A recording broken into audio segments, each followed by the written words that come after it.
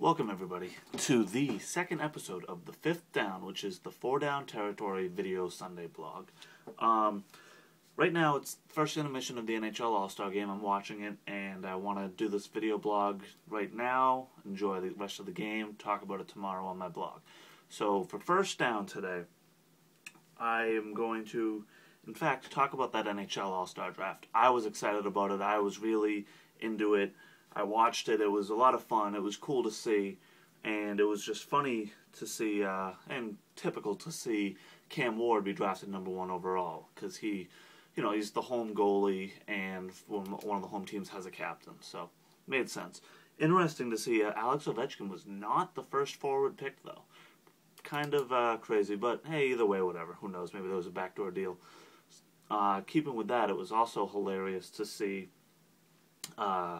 Phil Kessel be drafted last, up until we saw that he got a car and a lump of money donated to charity. So, I mean, that's all real nice to send money to charity and whatnot, but it was refreshing as a Bruins fan to see Phil Kessel not get picked.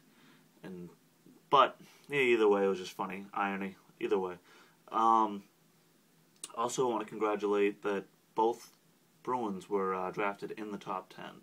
With Tim Thomas being drafted 10th and Zdeno Chara being drafted 8th overall. So, in keeping with the NHL, we're going to move on to Second Down, and we're going to talk about Zdeno Chara's dominance as of late, especially in the hardest slap shot competition. Pretty crazy. I have the numbers written down here. 2007, he wins with 100.4 mile per hour slap shot. 2008, he wins with a 103.1 mile per hour slap shot. 2009, he goes even higher with a slap shot of 105.4. Now, they didn't have an All-Star game in 2010 based on the Olympics. So, in 2011, which was this year's, which was yesterday, Zdeno Chara, 105.9 miles an hour, which beats his previous record, which is the all-time record. It's just crazy how fast this guy can shoot a puck. Pretty crazy. Goalies, look out, be prepared. I would not want to be standing in front of that slap shot. Third Down. We're going to move on to also last night. Those Strikeforce card on Showtime with Diaz versus Cyborg was the title of it. Very, very, very entertaining night of fights. If you sat down and you watched these fights, you were not disappointed. Typically, Strikeforce can be a little bit lackluster compared to the UFC, but very, very good night of fights. As I had been saying, there were 10 fights that you were able to watch, and if you actually sat down and watched all 10, you saw 10 finishes. That's extremely rare. There were 3 fights that weren't shown at all, whether it was the Sherdog stream or on Showtime, but the fact that there was 3, and those 3 fights, were decision fights, but you didn't even see those fights. You just saw constant knockout after submission after knockout after submission. I'm going to talk briefly about the 4 fights that were on the main card, where we have another Gracie coming to dominance, as he just absolutely dominated and took out Trevor Prangley, the guy who knocked out Keith Jardine after he was cut from the UFC, but still very impressive to see the way that Gracie just methodically, patiently picked him apart, took him down to the ground, and then just was able to get him into that rear naked choke. Pretty crazy to see a guy just that flawlessly be that be that dominant on the ground. Some solid jiu-jitsu. It's all about the jits.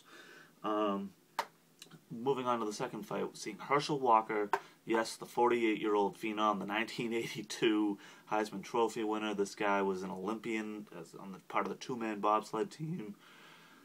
This guy has just done it all in his life, and now he's 2-0 in mixed martial arts. Sure, he'll never be a #1 contender. He'll never fight for a title or anything, but it's just impressive as hell to see this guy. Either way, I would love to see Strikeforce throw something at him that might be a little bit more competition. I know that he's come out and said he's not really in it for the titles or whatever, but either way, I still want to see him fight somebody good, just that way we can say, you know what, Herschel Walker fought, but he didn't really fight anybody, so should we even be caring about his mixed martial arts career? Either way, pretty crazy. then, and excuse me, Herschel Walker won by TKO. I forgot to mention. I know I said he won, but I didn't say how. Third fight of that night was the main card. Excuse me, was Jacare Souza fighting Ruthless Robbie Lawler. Man, Robbie Lawler, you must be regretting the hell out of your life right now, because Lawler clocked him in the first round, and it looked like Jacare was on roller skates. And he got him to the ground, and for some reason Robbie pounced on him, and Jacare held him in the guard, and it was just biggest mistake, because could have forced the ref to stand him back up and then just continue to pound on the guy when he's woozy. When he clamped down on him, he allowed him to be held in guard and get his brain going back. So either way, Robbie Lawler, you lost that fight on your own, buddy. Jacare did look great and was able to get that submission by rear naked choke, so that was pretty good. Fourth fight of the night was Nick Diaz taking on Cyborg Santos, and not Christine Cyborg Santos, but he came out leg kick, and I was loving it, because if you saw what I had to say after the Pat Barry fight recently, I loved the leg kicks, Unfortunately, it didn't work out for him in that sense. Nick Diaz is just too good. Nick Diaz is great. Too bad he is stuck in Strikeforce. I mean, the guy I would love to see the guy go over into the UFC and maybe take on somebody like a GSP or something like that. But the way that the guy just presents himself, Dana White doesn't want any part of him. So, hey, I can understand it, Dana. Don't blame me. So, either way, Diaz looked great. Absolutely, it was crazy the way that his legs were getting kicked. They must have been sore, but he kept pressing forward, was able to bring the fight to the ground, or have the fight be brought to the ground, and then just dominate with his jiu-jitsu and supply an armbar. It was pretty impressive. So that's your main card. And so now we're going to move on to Fourth Down. And all Fourth Down is tonight is to say, you know what? Tune into ESPN tonight. Watch the X Games. You're going to see Shaun White do something phenomenal. Now, everybody knows the name Shaun White. If you haven't seen him, now's your chance. You gotta watch this kid. He is absolutely insane. Yeah, he's a little bit of a dork. Yeah, he's more or less just the most dominant force in the game, but the guy just always brings it, and he's gonna do something dominant, and I don't even know what. Just let's watch, and I'm excited. I'm as excited as probably anybody out there is. So either way, that should be fun to watch.